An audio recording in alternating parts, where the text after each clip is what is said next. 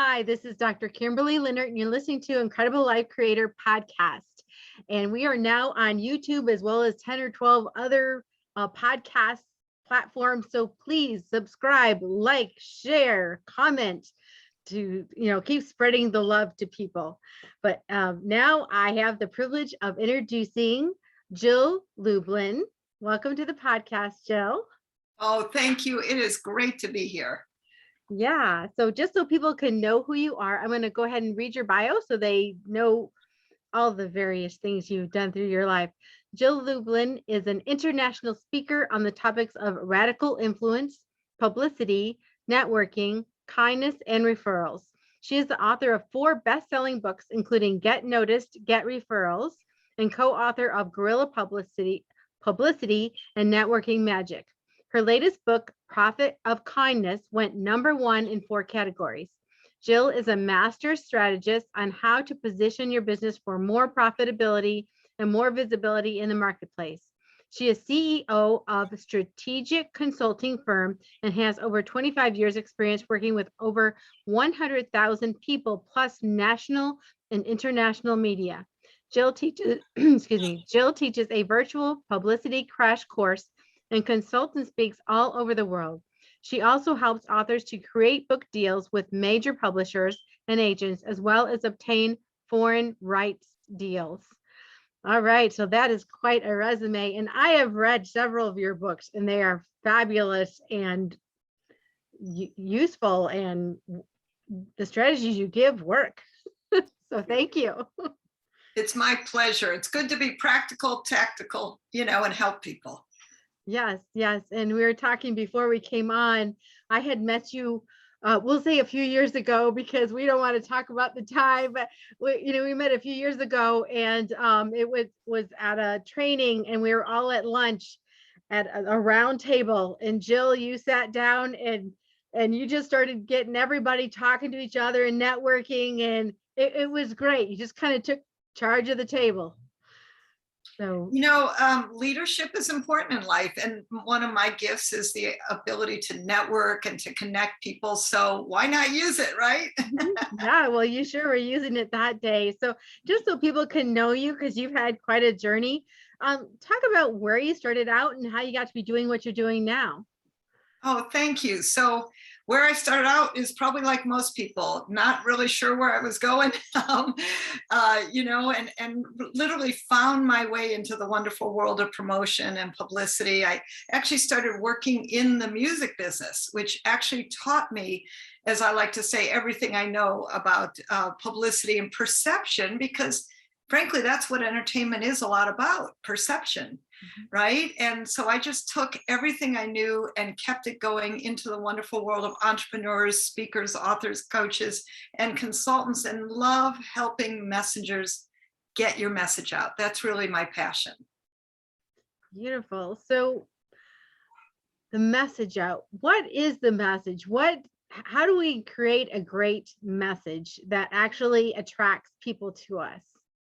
Yeah, well, first of all, it has to be authentic. It has to be who you are, right? So if you're funny, be a little funny. If you're serious, be serious. It's all good. I think being authentic to your message is actually one of the keys. And I like to follow somewhat of a formula that I've developed over the years, and that is to focus into what's the problem out there. Like, think of yourself as a problem solver, as an expert. So the question is, what's the problem out there, right? I didn't say, what do you do? Because that's a little more boring. Mm-hmm. But when you talk to that issue, the problem out there, I think what you'll do is you'll capture more people in the net, so to speak, as you cast out your net.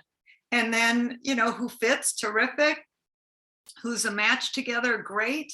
But more and more people will hear your message if you're able to cast it out wider. That's frankly why I've always loved public relations, because that's what it helps you do, is cast your net out and reach many more people. Mm-hmm. So when you're putting a message out, do you want to emphasize the problem to attract people who have the problem, or do you want to emphasize the solution, or a little of both? How does that balance work? Yeah, a little both. So, in a usual media interview, you're talking about problem solution, but guess what? It works with prospects, it works with clients. So you want to state a problem, and then I like people giving some solutions, like easy, simple things that people can do. And when you're known for that, like, listen, you've met me numbers of years ago. I pick a lane, right? I'm in the lane of publicity. I don't necessarily deviate that much. I think where people get into a bit of problems is when they start deviating. I'm not saying you can't switch things up occasionally. I mean, I too have switched things up like we all have. But I think it is important to be established in a certain area of expertise. And then, yes, be a solution provider. What are you providing to people? What are you an expert in? Those are important questions, first for you to look at and then to give to others. Mhm. Beautiful. And you're talking about experts. Um, some people are just proclaimed experts, but what really makes an expert? Well, funny enough, actually, proclaiming it is a good thing. In other words, this is not like what would I call it? Not an egoic thing. This is not like, oh, I'm the best, look at me, right? That would probably not be the best place to start publicity from. However, I see it as giving your gift, right? Giving your gift. Who are you? What do you do? Product, services, what are you in the world? That's a beautiful thing. And so to give that gift is a key. And I think when you step back and look at it like that, it makes it a lot easier to get out there, to give your message, to be excited about it. And again, like I said, be what would I call it? Excited about it is actually important. Be excited about your own message, because if you're not, why should we be? That's right. Exactly. Why should you be? That's for sure. So, if you're going to write a script or you want to attract the right people, let's say you want to do something for radio or TV and you want to attract your audience, how do you create that script? So what I would suggest you do is lay this one out, and it has to do with what we just did. So it's a perfect building block, and that is, the problem today is, like I would say, 4 out of 5 businesses will go out of business because you have no clue how to create publicity without spending a fortune. And then the opposite side of that is to give solutions.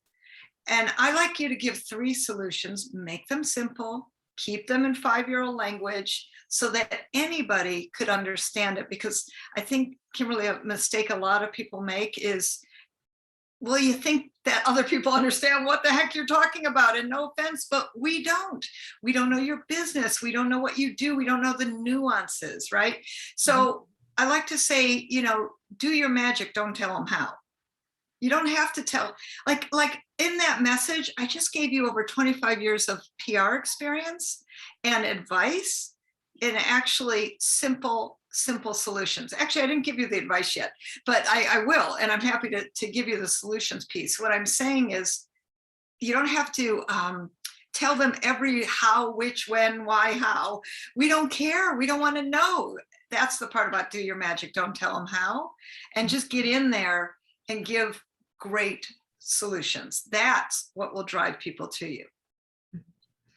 And I was thinking that, you have been the co-author or author of several books that are well-known books in the business community because they are, effective. What you tell people to do in them is just so effective. But talk about that journey of putting that together, taking your experience, working with other people who are highly known in that field. Just what was your experience, and how did that journey look? So, really, I was going along like all of us. I actually ran a PR agency, doing what I do, and one of the things I did was I was out there speaking, training, running my virtual publicity course. And what was so super great about that is somebody had actually seen me and said, Jill, I'd like you to write a book. Well, it turns out he's an agent, He's the agent with J. Conrad Levinson, who's the father of guerrilla marketing. Mhm. And that's a book that's certainly impacted millions of people around the world. And Jay wanted a new book in his Guerrilla series called Guerrilla Publicity. So I got tapped on the shoulder to write this book. I feel very grateful for that. And that actually, in writing the book, had me redo my business model, meaning I wanted to create a way that entrepreneurs could have access to what people were paying thousands of dollars a month to PR agencies for. And so that's when Guerrilla Publicity got born, and my virtual Publicity Crash Course got born. And all of that came through a desire to serve entrepreneurs, to serve small business owners, coaches, consultants, speakers, authors, to get their word out without spending a fortune. And I feel like I've done it. Like I did something that actually works, and that's been really a blessing. I hope for many, and I think once the first book was born, which was Guerrilla Publicity, that then it kind of got easier. Meaning, my publisher asked me what every author wants to hear, and that is, what's your next book? And so then, next thing I know, Networking Magic and Get Noticed, Get Referrals, and that came kind of in order. Mm-hmm. And then all of a sudden, one day, somebody said something to me one day about being kind, and then all of a sudden, the Profit of Kindness was born, right? And now I've got an intentional kindness community where we come together every month and share leads and referrals. That's super fun. Mm-hmm. So, I think sometimes one thing builds upon another, but you have to keep watching and listening to where's the inspiration, right? I didn't intend to write a fourth book with the Profit of Kindness. I didn't. It was something somebody said to me that sparked it. And, next thing I know, a new book is born. Wow. Yeah. And I'm not familiar with that new book. So do you want to talk about that some, so we know what it's about? Sure. So the Profit of Kindness is about utilizing kindness in business as really, I call it, everybody's always concerned about return on investment.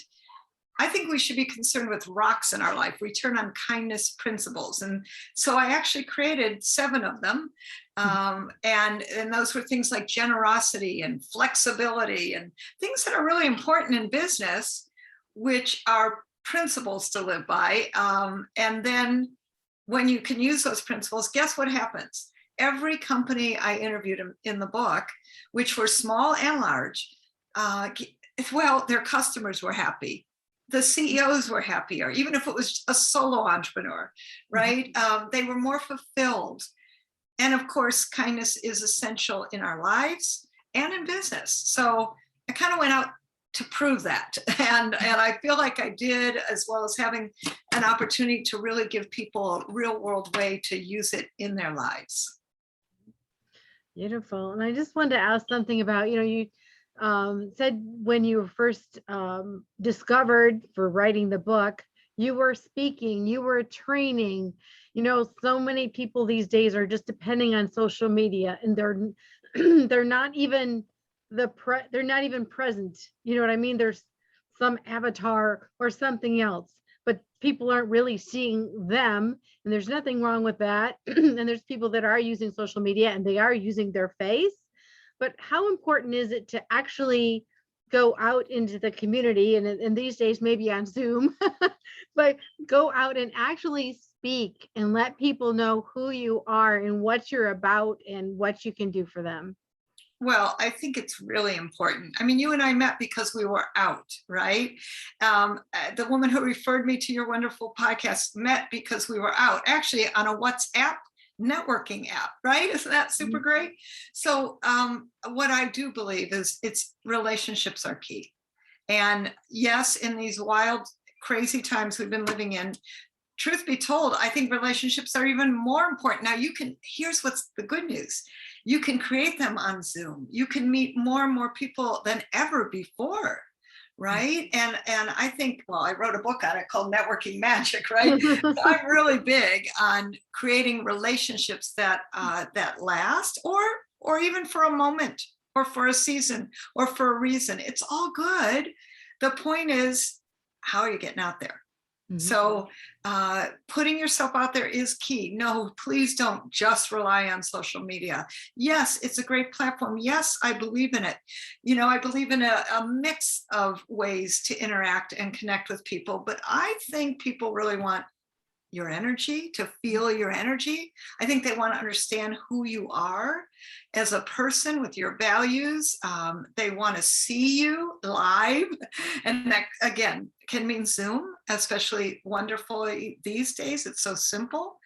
So please put yourself out there. Get on a live, LinkedIn Live, Instagram Live, Facebook Live, doesn't matter. Let us see your live face talking and interacting. That's publicity. Mm-hmm. And I have more of a personal question for you. They say we become like the 5 people that we kind of hang out with or spend time with.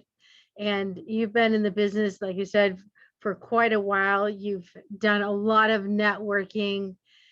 And who are those people that you choose to be close to you and why? Wow, that's a great question. So some are for, more a moment. I mean, listen, Kevin Harrington is the lead testimonial, the book cover endorsement. He's Mr. Shark Tank, right? He was one of the first judges on Shark Tank, for those of you who don't know. Well, part of why he did that, why he said yes to that, is because I was out networking and close to him, because we've shared same stages together. John Gray is on Networking Magic.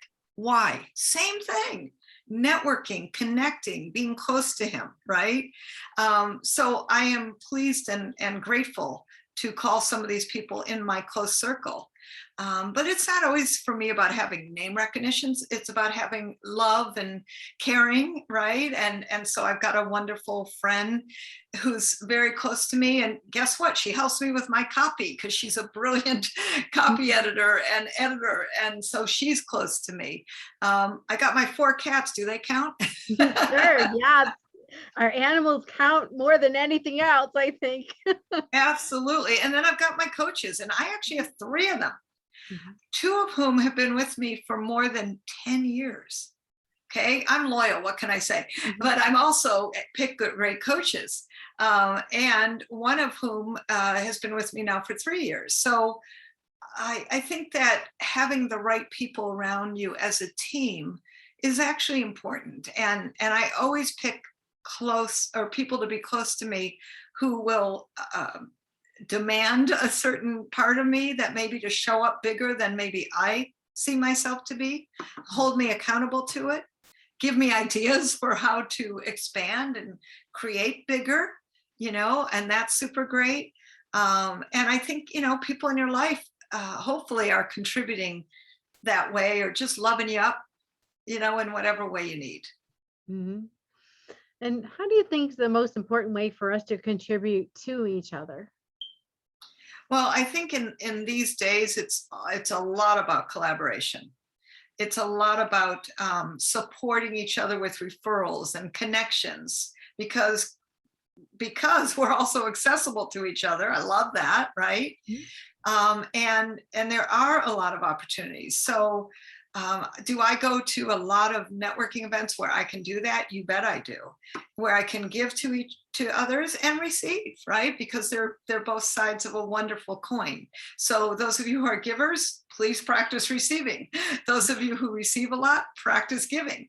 And I think both sides are important. But I would say that.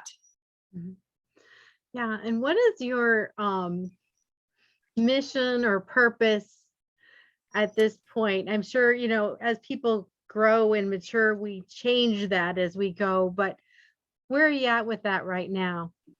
So one of the things for me is, after the Prophet of Kindness was born, as I like to call it, God had planted a seed in my mind to do kindness circles. And frankly, I was busy promoting the book and, giving publicity seminars and doing everything I did. And then COVID hit. And I thought, all right, this is the moment.